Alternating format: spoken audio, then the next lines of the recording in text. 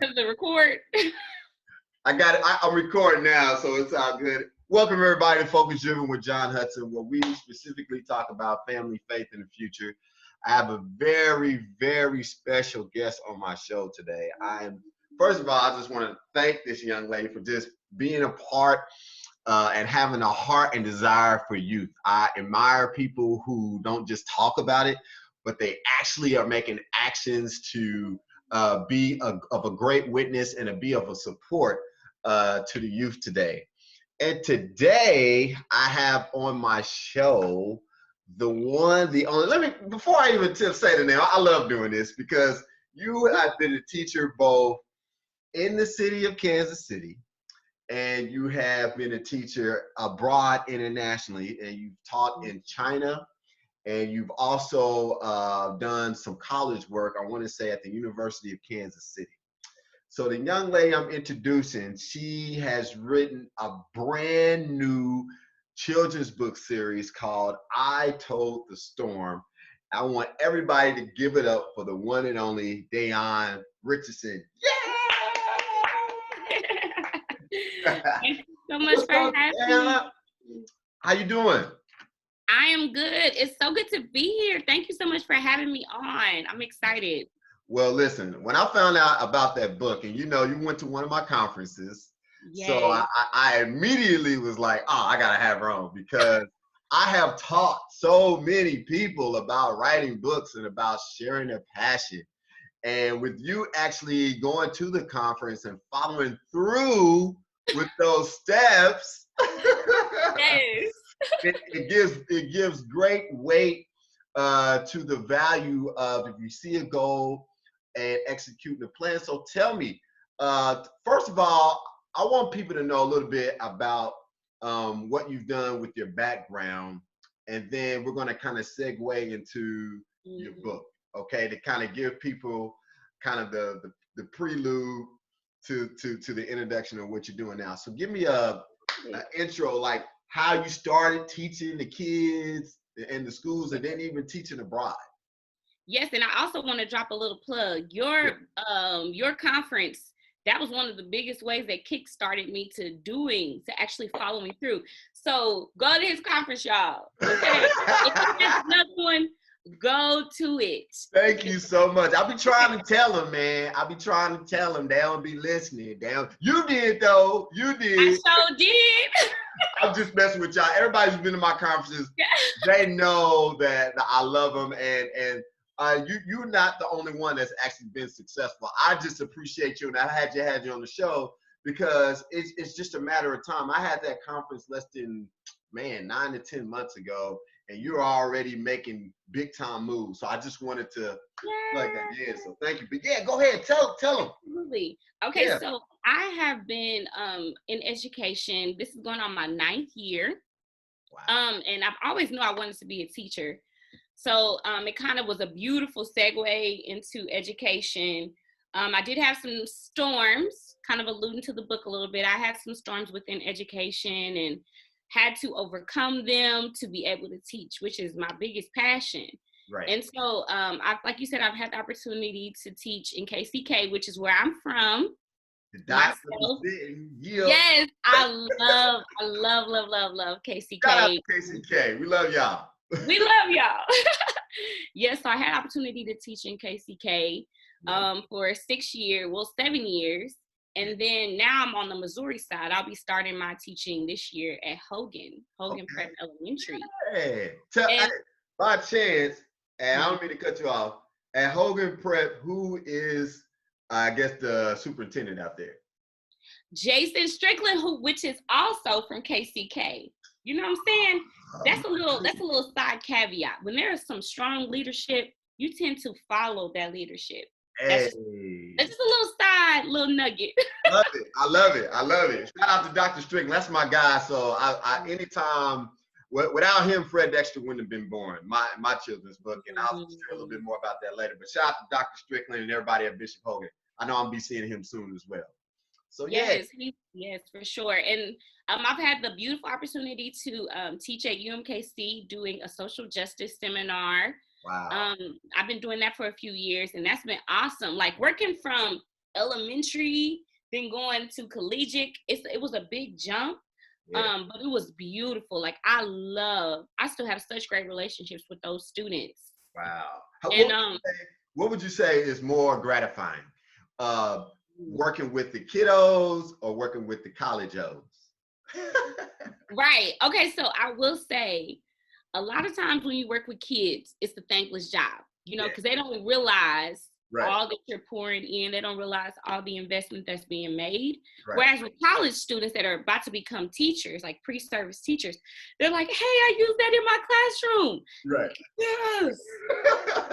Yes. And so it's kind of like the light bulb happens quicker. Yeah. And so I love that piece of it. I love the pull and the push of conversation that I can do with adults. Yeah. Yeah. I can challenge them a little bit more. Yeah. But I feel like both have their moments where it's like, oh, I love teaching this age group. That's crazy. I want to say I taught all levels as well. I taught elementary school. I taught at Grant Elementary School for a year or so out there. And then, of course, people know me being a counselor at Johnson County Community College where I play ball. And like you said, the two dynamics hold different weight for different situations. I think for me, I love teaching the kiddos better only because every day I can see the development. I can see the improvement. I can see the ones who are troubling kids. Those are the ones for me that's the heart. And it's just like, okay, I know what to do tomorrow to maybe kind of get them going just a little bit more. Absolutely. But the college kids, some of them, they're already like, man, I just need to get this class, bro. Get in here, man, and knock it out, man. And I'm like, all right. And then when they don't pass the class, then they ready to talk to a counselor. Hey, man. Can we talk? Can we talk? Right. What do I need to do? Right. It's definitely wild. It's definitely wild because it's kind of like the impact. I feel like my impact was greater at the collegiate level because now I'm not just affecting like one student at elementary. You are going to be a teacher to a whole class now. Yeah. You're going to be able to impact your staff because like I said, it was a social justice class. And I had quite a few students who were African-American or multicultural, and then I had some that weren't. Right. And so now you have a chance to influence your school, leaving my class, to be the change that we always saying we want to see, which now our country, it is forced to make that change. And so to know I'm sending those teachers out with that information, that makes me feel like, okay, my influence is bigger. Right. And so that's one of the reasons I'm like, okay, maybe college.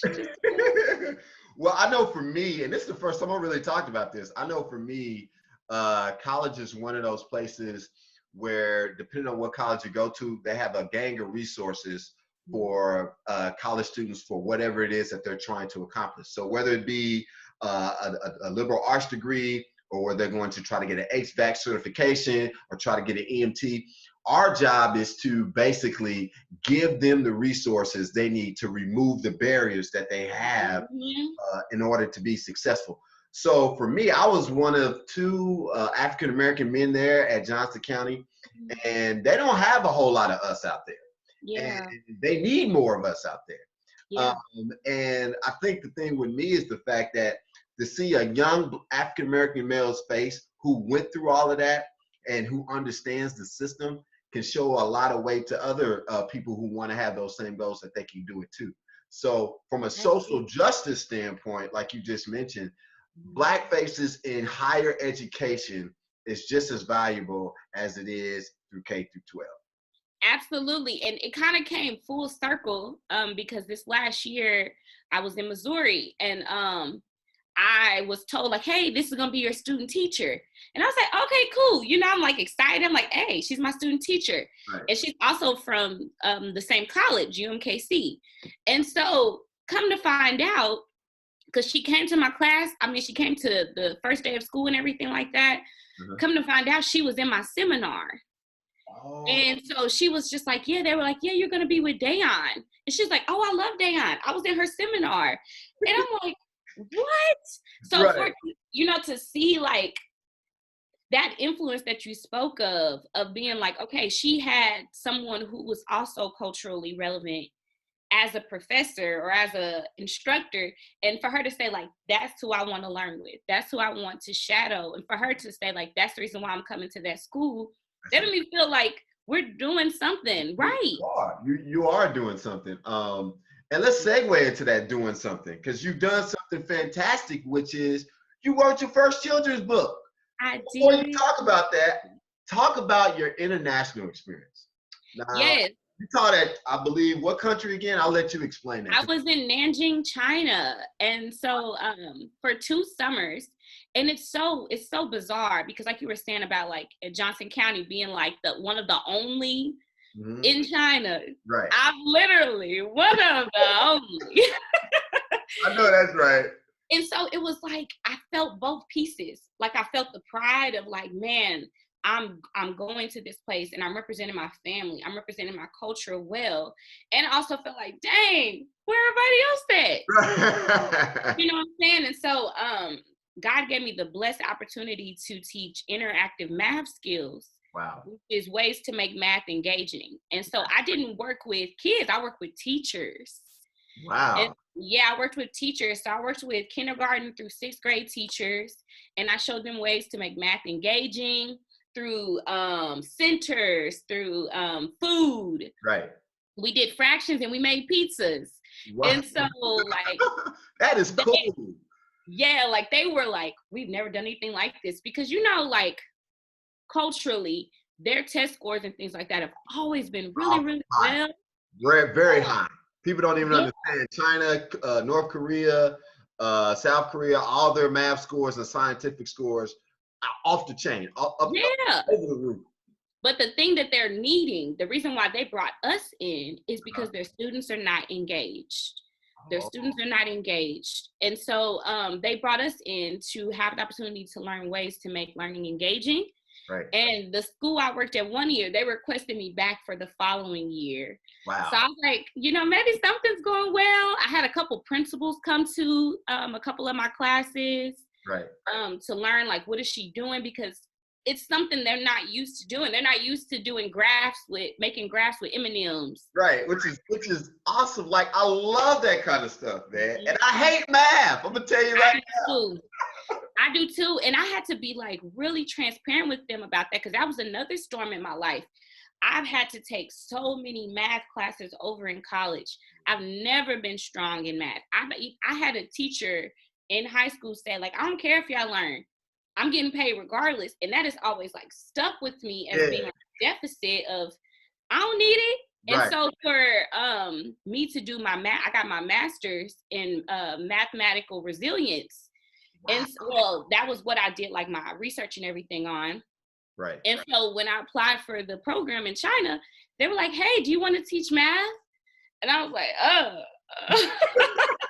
I was like, what have I done? So for God to use the thing that I thought was like my deficit, or thing I thought I was never going to be good at, to teach in another country.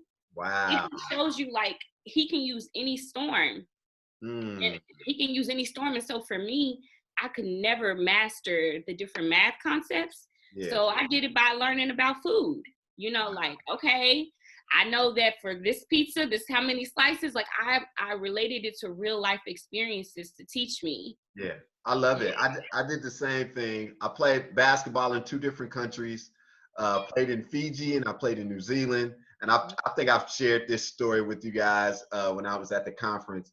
And for me, coming from the Kansas City, Kansas area, traveling to not 1, but 2 countries and playing basketball, that was one thing. But we did some camps in Fiji, and that's a third world country. So I can relate to trying to get people engaged and get them kind of motivated to do stuff. And in Fiji, it was a poverty-stricken area.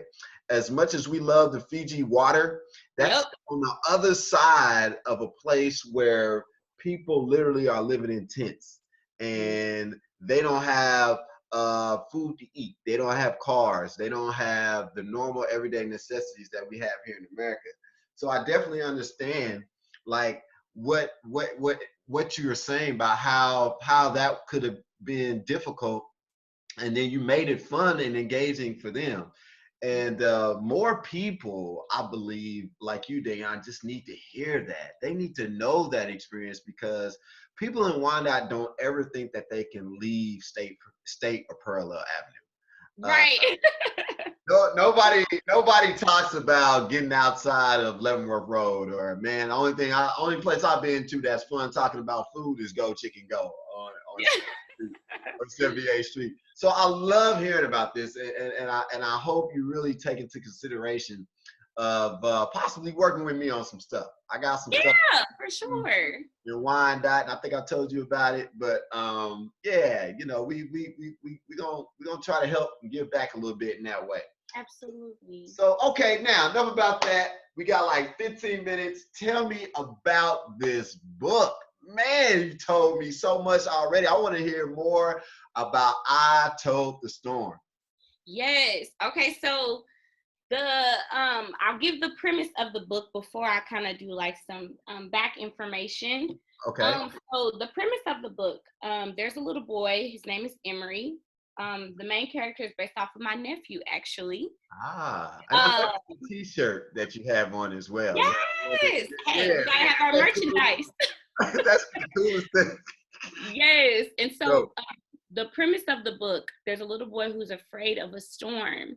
And his mom is explaining to him how God uses storms to help things grow. Right. And that even though they're scary, even though they might bring a lot of uncomfortable feelings, they're there to help us. Yeah. And so in my life, like I said, I've dealt with all different kinds of storms, from divorce to taking my teacher test 13 times. Yeah. To all different numbers of things that I did not see an end to it while I was in it. You know, it felt like, what's the purpose of this? Why you got me in this terrible season of life? And to come out of it with so much wisdom, to come out of it with better understanding about myself as a person, about others. I see the purpose behind those storms. But you know, when you're in it, all you see is the clouds, the rain, the hail. You You don't see the sun. Right. You don't see the sun, but the sun is always there. And when I look back at my life, I look back at everything that I've overcome, everything that I've been through, he has literally always been there. And so that's just a testament to how good God is in the midst of all kind of stuff. And our world is in a huge storm. And so this book is relevant to that, because sometimes we see like, okay, we got the coronavirus, we got all these things happening where people are being killed on live TV, you know, they're being brutalized and hurt. And it's like, okay, where is the sun in this? Exactly. Where is the sun in this? And to see now bills are being changed, to see now our country is unifying, to see all these different things that are coming out of it, I'm seeing, okay, there's a purpose in it. Right. There's a purpose in it, and as well as there's still God in it. Right. You know, like people are still able to come together. And so, yeah, I'm definitely encouraged by God give me this book.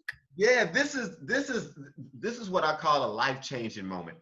People need to hear and see other individuals who have dedicated time, efforts, not just by saying it, but they put in their testimony or some type of inspirational story in a book form.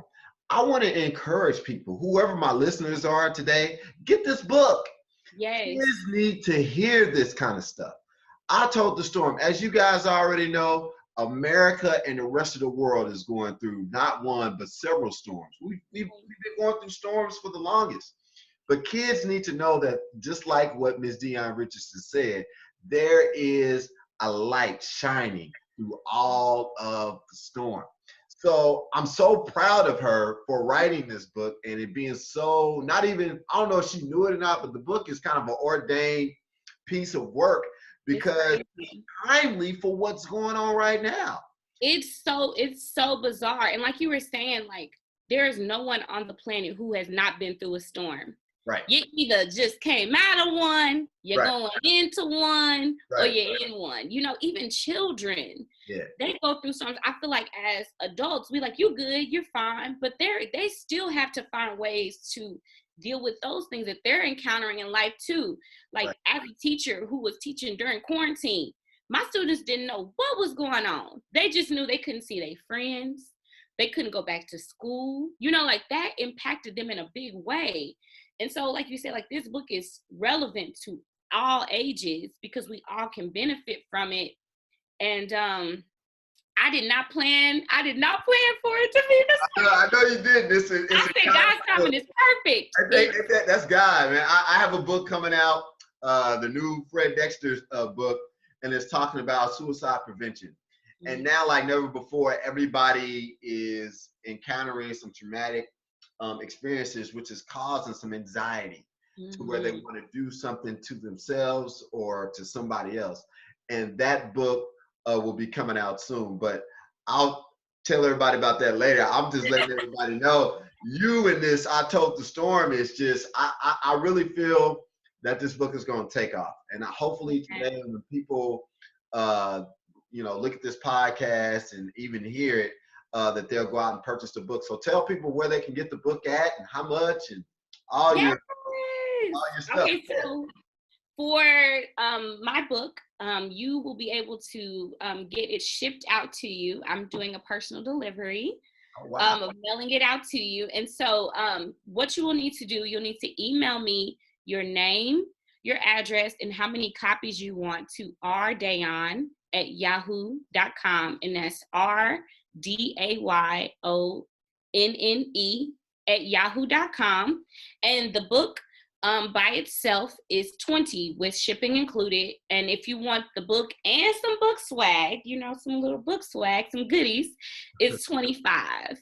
Okay. All right. Yes. Good. She got you with the book and a little bit extra. And a little something extra. You know what I'm saying? So $25, you set, you ready to go. You can talk to your kids. Heck, you can use it for your grandbabies, your niece, your nephew, all during this pandemic season. This is a great comfort book to bring hope, life, joy, speaking strength, empowerment, encouragement to these young people. They need it. Now, like never before, it's like all I'm seeing, and I have you guys see the picture of me and my sons in the background. All they want to do now is YouTube, Fortnite, Xbox, PlayStation, Wii. And I'm like, read a book. You know what I'm saying? Like, come on, bro. And my son is like me. I hated reading books. And if he reads a book, he falls asleep. But here's what you can do with a kid.